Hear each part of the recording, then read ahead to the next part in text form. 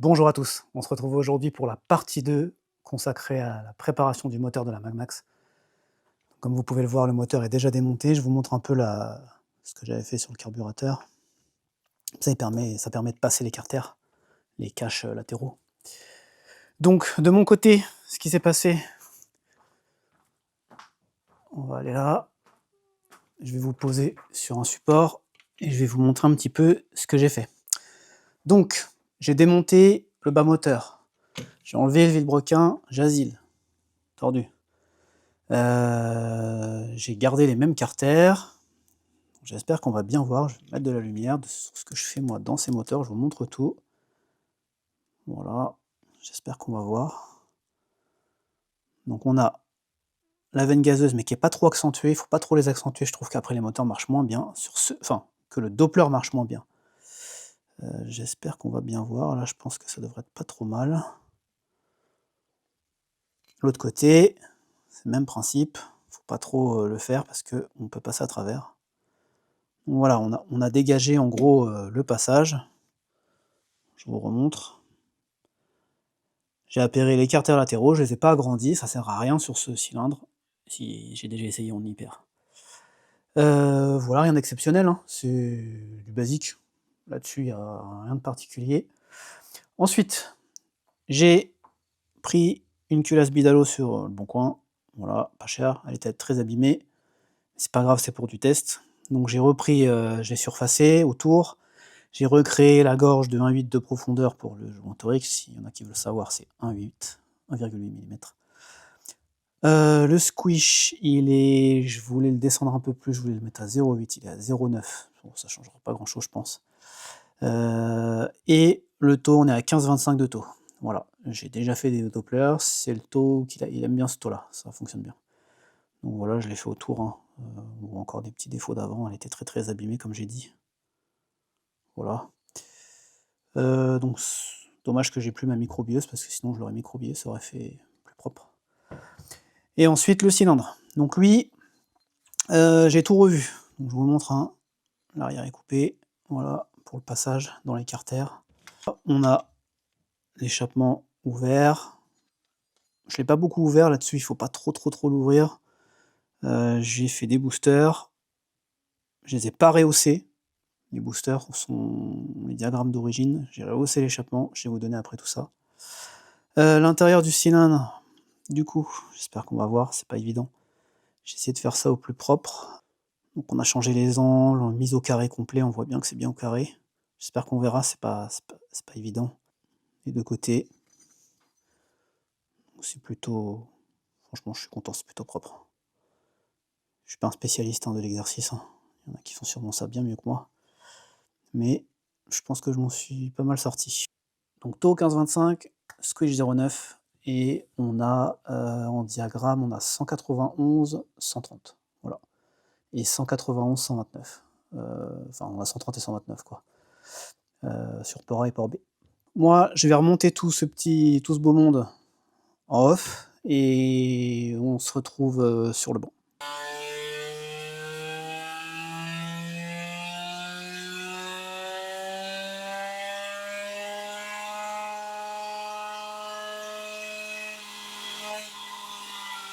Je viens de faire les premiers tirs comme vous avez vu. Voilà la courbe.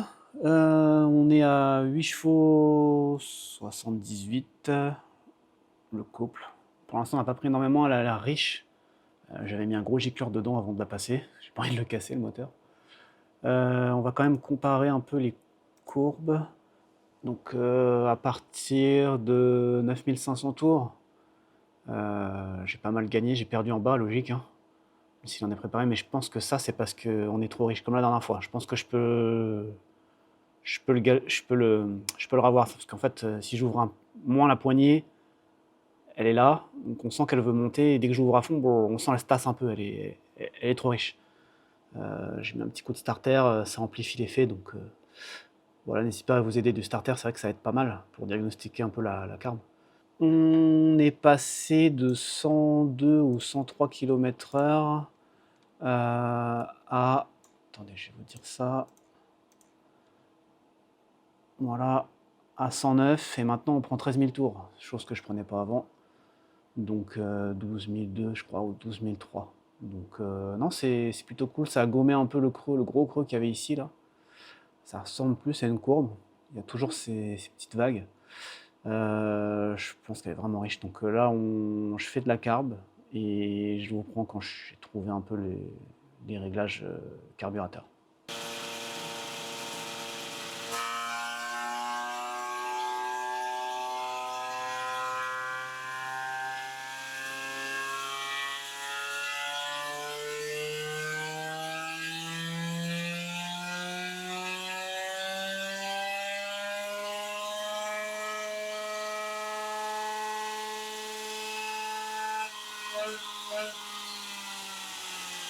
J'ai fait un peu le tour des gicleurs.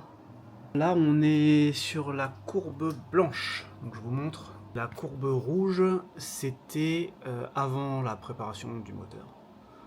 Donc on a un peu galbé ça, j'ai toujours ce petit creux en bas là. On verra ça sur la route. Je pense que le gicleur de ralenti, il est possible qu'il soit un peu pauvre. Mais là, je suis en calé et tout, je peux pas le faire. Faudra que je regarde ça sur la route. Bref, à partir d'en gros un peu à 9500 tours, on est au-dessus, supérieur partout, et on a un gain à 11 500 tours de 1 chevaux 8.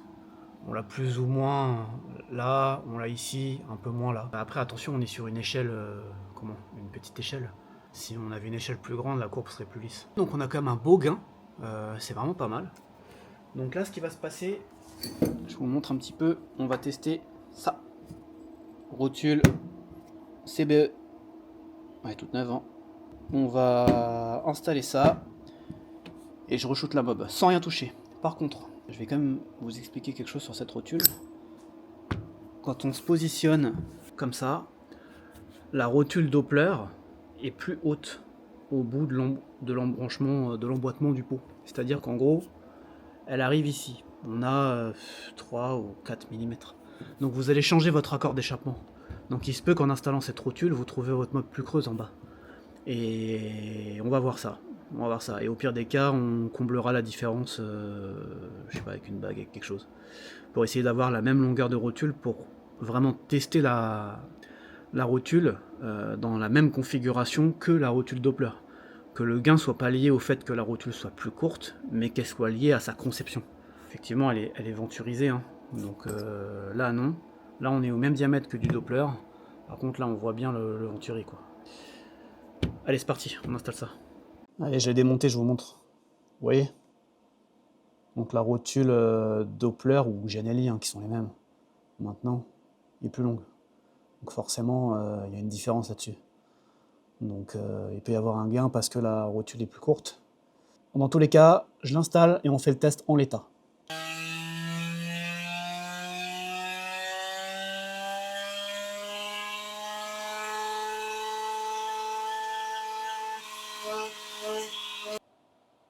Allez, j'ai fait le tour avec l'échappement. Je vous montre un petit peu et je vous explique. J'ai affiché 4 courbes. C'est pas trop lisible, mais je vais vous expliquer. La courbe la plus basse, c'est la rotule ici, là, que vous voyez en jaune. Voilà. C'est la rotule Clément Boucher d'origine, donc ça prend du régime, vous voyez? C'est ce qui va le plus loin. On est à 13 000 et quelques, passé 13 002 ou 13 003. Ensuite, la courbe la plus courte ici, c'est le pot beaucoup rallongé, puis moins rallongé, puis un peu moins rallongé. En gros, j'ai testé 3 segments, on les voit ici. Ici, le pot rallongé, moins rallongé, encore moins rallongé. Du coup, ce qui fonctionne le mieux, voilà, ce sera plus parlant comme ça. Donc là, vous avez la rotule d'origine en jaune et le pot modifié en blanc. Donc ce qu'on voit, c'est qu'on perd un peu d'allonge, effectivement. On prend plus que 12 008, 12 009. Peut-être qu'on pourrait l'emmener un peu plus loin, je n'ai pas insisté non plus. Par contre, on accélère plus fort partout, sauf ici, très bas. Pardon, avec la lumière, on ne voit pas bien.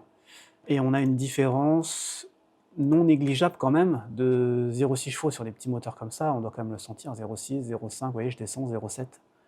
Et là au pic de puissance, on a une différence de 0,6 chevaux. Sur la rotule Clément Boucher, hein, c'est pas la rotule Doppler. Maintenant, on va retirer ça c'est la config actuelle, donc on a une vraie courbe maintenant, c'est plutôt cool. Et si on prend avant d'avoir mis la rotule Clément Boucher, si je dis pas de bêtises, c'est ça. Donc vous voyez, ça tire quasiment aussi long qu'avant, sauf que j'ai plus de puissance partout. Et on a un gain de... C'est un peu variant, je vais déplacer, on va voir un petit peu, vous l'avez ici dans le petit encadré blanc là. 0,6, 0,7 au max. Ici on est 0,7, 0,6. La différence commence à partir de 9000 et vous voyez ça monte progressivement, 0,3, 0,4. On a entre 0,3 et 0,7 chevaux sur toute la plage en fait quasiment. Sauf voilà, l'écart c'est 8000 vers 8000, ouais 8400 tours à peu près je dirais. Donc c'est quand même pas négligeable. Hein. Un peu moins d'allonge. La courbe rotule d'origine, on est à 12 900 tours pour 109. Et la CBE, ah bah même pas, ah oui. Donc ça prend le même régime, c'est juste que la puissance chute un tout petit peu avant. Bon après c'est peut-être lié au tir. Donc on a quand même avec la rotule Clément Boucher, on arrive à 9 chevaux 81, donc c'est quand même pas mal. Si on prend les températures, donc là on arrive à 10 chevaux, je suis quand même content. C'est pas négligeable, franchement je suis content. Si je compare avec, je vous le fais en live, vous voyez j'en ai fait des essais, hein. Beaucoup, et j'en ai supprimé quelques-uns déjà. Donc ça, balade de la Sioule, c'était ça. J'arrivais à suivre personne, parce que avançait pas. Et là maintenant on a ça, donc il va quand même se passer quelque chose je pense là. Le gain, ici, où il y a le plus, on a 4 chevaux 3 de plus. Et là où il y avait le pic de puissance, vous voyez je vous montre, hein, je triche pas. 3-2. Et surtout on a plus d'allonge, rien à voir quoi. Et plus de couple. Donc il y a quand même une sacrée différence entre les deux. Elle était en SHA, les clapets Athena et cylindre stock. Là on a le cylindre préparé, un peu de taux, qu'est-ce qu'on a d'autre? L'admission et l'allumage. Parce qu'il ah non, si, on a mis l'allumage MVT Millennium, que là on n'avait pas. C'est un ensemble de choses, hein. C'est sûr c'est pas de l'hybride, hein. On gagne pas des millions de chevaux en préparant ces petits moteurs, mais on peut gagner du couple et du comportement, et ça change quand même 1 ou 2 chevaux sur des petits moteurs de Bob, on les sent quand même. C'est pas négligeable. Là, on est en calé, la vitesse, le vario est pas en haut. Je vous montre, hein. Il en manque un. Donc ça devrait être quand même pas trop mal sur la route. J'ai fait un peu le tour, je pense que je vais laisser le pot comme ça accélère plus fort qu'avant. La courbe a bien bosselé, donc c'est cool, on a pris du couple. Ça va rester comme ça, je pense qu'on a fait, j'ai fait le tour des gicleurs. Alors pour vous donner, on a un gicleur de 103, ralenti 46, je pense que le ralenti il me manque un peu. Je ne sais pas trop ce que je pourrais tester de plus. J'ai pas essayé de le décomprimer, de le comprimer un peu plus, j'ai pas essayé. Je sais que sur mes précédents moteurs, parce qu'en fait j'ai ce setup là sur exactement ce setup là sur cette machine, je vous montre un petit peu. J'ai pris le gicleur qui était dedans sur ce MR1. Vous voyez, c'est la même chose. C'est une culasse Bidalo, le pot, sauf que c'est ce pot là.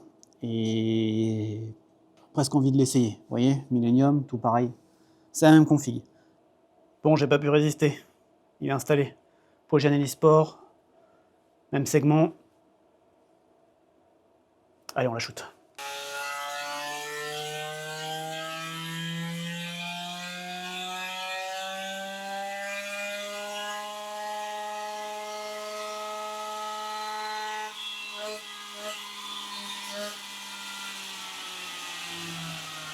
Je vous montre un petit peu les deux pots. C'est quand même assez proche. Par contre, en haut, il y a une différence. Le pot du coup de la Magmax est plus puissant. Alors pourquoi? J'en sais rien. Mais on a une diff de 0,4 chevaux. C'est censé être les mêmes. Ils plantent un peu plus tôt. Alors peut-être qu'à la soudure du nez de pot, ils l'ont pas soudé tout à fait pareil. Peut-être plus long. De ce que j'en vois là, on dirait que c'est plus long. Ça a l'air plus fort ici. J'ai pas le trou en bas que j'ai avec le pot de la mob rouge. C'est mieux. Donc on va garder le Gianelli noir. On va passer en variation libre. J'aime pas faire ça. J'ai toujours l'impression que la mécanique elle prend cher. On passe en variation libre. Je vais tester un variateur Doppler neuf, celui qui était dessus que j'avais mis. Et ensuite, on va tester un Bidalo Junior et un Omega. je connais déjà le résultat, parce que j'ai déjà essayé sur une autre mob, je sais lequel est le meilleur, mais on va le refaire sur celle-ci avec vous. Allez, je monte tout ça, et on se reprend avec le Vario Doppler. Bon, j'ai fait les premiers tirants libres. Donc, je vous montre un peu. Ça, c'est la puissance en calé. On ne tient pas compte de l'échelle. Et ça, c'est la puissance en variation libre. Donc, on a gagné.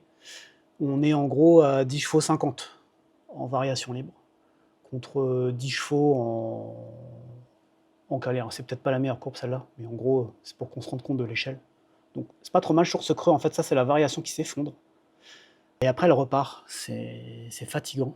Ce qui se passe, je suis passé sur un ressort. Alors, j'ai fabriqué un ressort, là, le temps de la vidéo. C'est une copie Giraudot. J'ai fabriqué, peint, soudé au TIG. C'est mieux, parce qu'au début, 5 chevaux, j'arrivais rien à faire. La variation, ça allait pas. Donc là, je vais retirer ce variateur. J'ai retiré le variateur Doppler. Le truc est neuf, hein. Voilà, voilà. J'ai retiré le variateur Doppler. J'ai mis le... Alors ça, c'est un variateur Bidalo Junior réplique. Personne sur le bon coin qui tournait ça. J'ai acheté toutes les pièces. Et ça, c'est l'ajout pour avoir la fonction ralenti. Bon, il tourne sur la rouge. Il a un peu le même phénomène, mais un peu moins. Donc, on l'essaye. Je fais un peu de variation et je vous montre le résultat. Allez, test du deuxième variateur.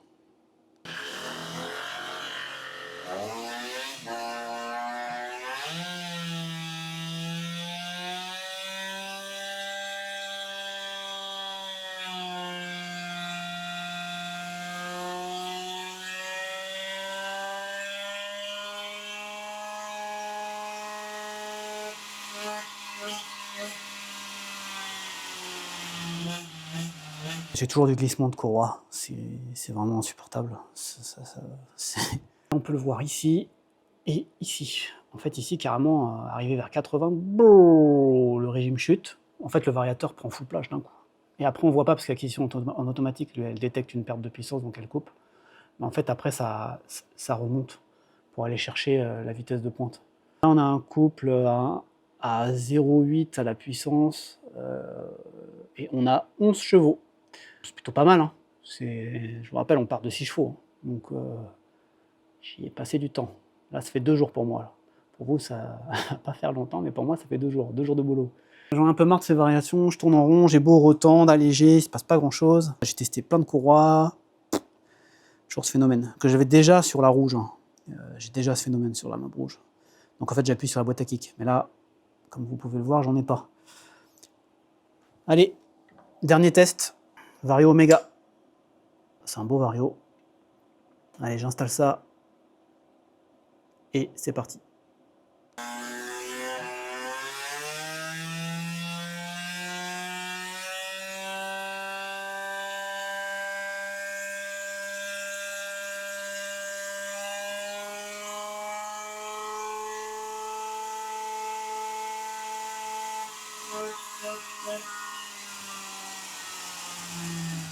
Bon, allez, ça va être bientôt la fin. Je vais vous faire un petit blabla de quelques minutes. Ce variateur Omega, c'est un banger. Franchement, pour moi, c'est le meilleur variateur qu'on peut mettre sur un MBK51. C'est vraiment un truc de ouf, ce vario. Il régule la variation, mais c'est vraiment ouf. Je l'ai sur... En fait, c'est une ma jaune, là. Je l'ai pris, je l'ai mis sur celle-là pour qu'on puisse tester. C'est vraiment ouf. Le régime, il est stable. J'ai plus du tout de problème de variation, là, elle s'effondre plus. J'ai rien changé à part le variateur. Et j'ai tout essayé avec les autres variateurs, que ce soit le Bidaro Pro ou le Doppler, ça n'a rien à voir. Il est un tout petit peu moins puissant que le Bidalo. Le Bidalo, ça sort 11 chevaux. Celui-là, il sort 10,93, je crois. Il n'y a pas grand-chose. Par contre, il allonge, ça n'a rien à voir, il maintient la puissance bien plus longtemps, puis finalement, je dépasse largement le Bidalo Junior. C'est un super variateur. Pour le prix, franchement, il faut juste penser à serrer les écrous, surtout l'écrou derrière, parce que j'ai cassé des carters à cause de ça, il n'était pas serré dans la boîte, malheureusement. Mais sinon, c'est un super variateur. Franchement, je suis pas sponsorisé, hein. Je paye toutes les pièces, mais c'est vraiment un super variateur. Je vous montre un petit peu. où on en est. Donc ça, c'était la courbe, bon, peut-être pas la plus puissante, mais une des courbes pour qu'on ait l'échelle. Donc ça, c'est la courbe en calé, on voit la puissance, et là, on a la courbe en variation libre.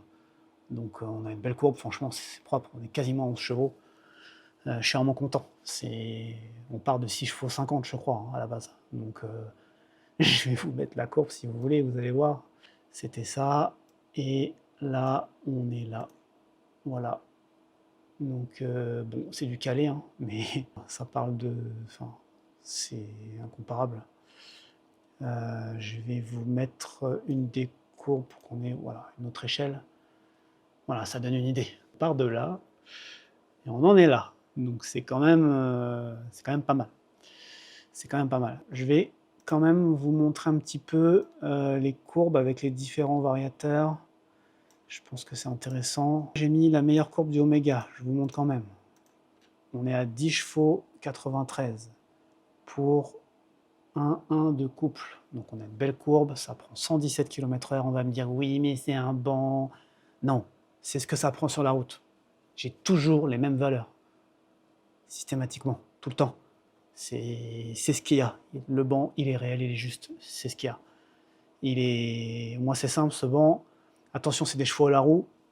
C'est l'italien de chez Easy Run qui me l'a paramétré avec la densité. C'est pas un banc fait maison où tu fais aléatoirement, tu testes à peu près, tu passes une machine, elle sort 40 chevaux et puis c'est bon, il y a 40 chevaux. Non, non, non, non. Là, il y a un calcul de densité, il y a tout, le rouleau il est mesuré dans tous les sens et il a une densité, elle est rentrée dedans. Donc il est pas gentil, clairement. Il me l'a dit. Il m'a dit que je pouvais tricher si je voulais, enfin tricher, que je pouvais augmenter un peu la puissance si les gens n'étaient pas contents, etc. Mais moi, ça m'intéresse pas.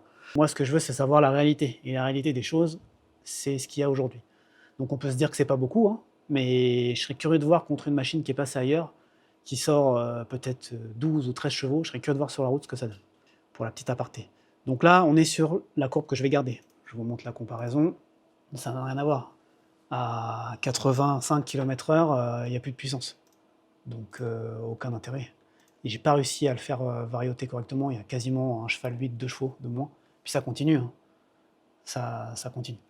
Donc voilà, le vario est lourd, on le sent tout de suite. En bas, c'est un peu moins bien, mais la carbe ne met pas le gicleur de ralenti. Il faudrait absolument que je le change, que j'en mette un peu plus gros. Et il est possible que ça améliore ça. Je vais quand même vous montrer le variateur Doppler. Franchement, on va pas en parler parce que j'ai perdu du temps avec ce truc. Et encore, hein, je l'ai allégé. Bref. C'est celui-là. Il y en a encore moins. On a plus de 2-2, il plante direct et il est moins puissant. Donc, bon, par contre, il est beaucoup plus léger, donc bah, il marche mieux ici. Je pourrais très bien gratter avec une patte de lanceur, mais j'en ai pas. Donc je pense que si j'en avais une, je pourrais largement le faire partir plutôt le variateur Oméga, et peut-être même récupérer la puissance là-haut, mais j'en ai pas. Et j'y ai pas pensé, j'aurais pu monter la boîte à kick et appuyer dessus. Mais comme j'avais mis l'allumage Millennium, je ne l'ai pas remonté. Donc voilà où on en est, pardon, presque bah, quasiment 11 chevaux. Hein. On va garder la plus belle courbe, qui n'est pas celle-là, qui est celle-ci. C'est vraiment pas mal, je suis vraiment content. Je vous fais un petit teaser de la prochaine vidéo. Cylindre MVT SC70 AR.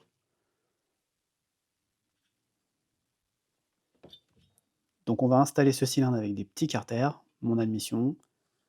On va ensuite essayer d'en sortir le plus possible avec différents échappements. On va ensuite le switcher sur une grosse admission. V-Force, top. Pipe CBE. Carter, donc vous les aurez reconnus, Oméga. Et pareil, on teste les pots, on voit ce que ça fait et on voit ce que ça sort. Je vous remercie donc de m'avoir suivi. N'hésitez pas à vous abonner, à liker, à partager. Et à bientôt pour une nouvelle vidéo.